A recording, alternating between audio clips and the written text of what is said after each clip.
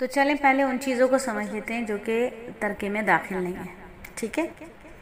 मैयत के पास जो चीज़ें ऐसी थी जो शरन वो उसका मालिक नहीं था, वो शख्स या वो खातून जो मरी हैं वो उसकी मालिक नहीं थी, अगरचे कि वो बिल्कुल बिला तकल्लुफ़ उनको मालिकों की तरह इस्तेमाल करता रहा, लेकिन वो तरके में दाखिल नहीं होंगी। ऐसी सब अशिया उनके असल हक़दारों को वापस की जाएंगी। तजहीज़ और तकफ़ीन वगैरह में उनका ख़र्च करना जायज़ नहीं। मसलन जैसे जो चीज़ें मैयत ने किसी से आर्जी तौर पर मांगी हुई थी, ले ली थी, या किसी ने उनके पास अमानत रख दी थी, वो तरके में दाखिल नहीं है। ऐसी सब चीज़ें उनके मालिकों को वापस की जाएंगी। अगर मैयत ने किसी की कोई चीज़ ज़बरदस्ती या चोरी या ख़यानत करके रख ली थी, वो भी तरके में दाखिल नहीं है, वो भी उसके मालिक को वापस की जाएगी। अगर मैयत ने मरज़ुल मौत से पहले अपनी कोई चीज़ हिबा कर दी, यानी किसी को तोहफ़ा दे दी, हदिया कर दी थी,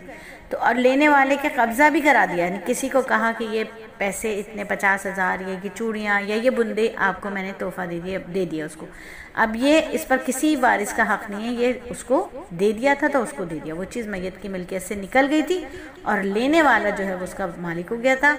तो मैयत के इंतकाल के बाद वो चीज़ उसके तरके में दाखिल नहीं है। अगर सिर्फ ज़बानी या तहरीरी तौर पर कहा था कि ये चीज़ें मैं तुमको दे दूँगी या मैं तुमको इंशाल्लाह ये तोहफ़ा मैं तुम्हें दूँगी, लेकिन अपने हाथ से दिया नहीं था अभी, ठीक है,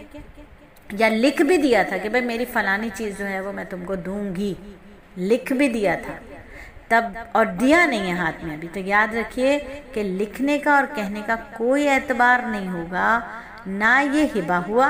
ना वसीयत, बल्कि ये चीज़ मैयत ही की मिल्क में थी, मैयत के इंतकाल के बाद उसके तरके में दाखिल हो गई। ठीक है, उसमें ही है, अभी ये इसके बच्चों को ही दी जाएगी या इसके जो भी वर्सा है उनको दी जाएगी। अगर मैयत मरज़ुल मौत में दे दी थी, उसका कब्ज़ा भी करा दिया था, तो ये देना वसीयत के हुक्म में, लिहाजा इस चीज़ को तरके में शुमार, ये चीज़ तरके में शुमार होगी। और तजहीज़ और तकवीन और कर्ज़ की अदायगी के बाद जिन शराइत के पास बाद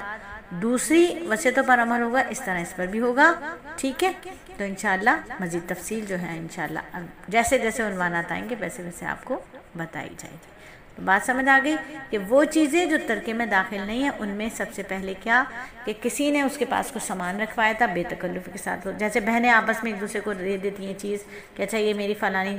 ज्वेलरी है, ये आप पहने, कोई मसला नहीं है, बाद में दे दीजिएगा, खूब इस्तेमाल कर रही हैं लेकिन इंतकाल हो गया तो अब ये क्योंकि इनकी नहीं थी इनकी बहन को वापस दी जाएगी।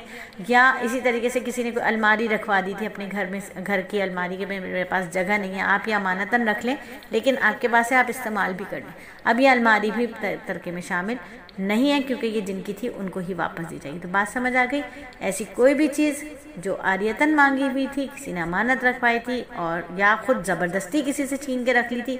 या कोई चीज़ जो किसी को हिबा कर दी थी, तोहफ़ा दे दी थी, ये तमाम की तमाम चीज़ें मैयत के तरके में शामिल नहीं हैं।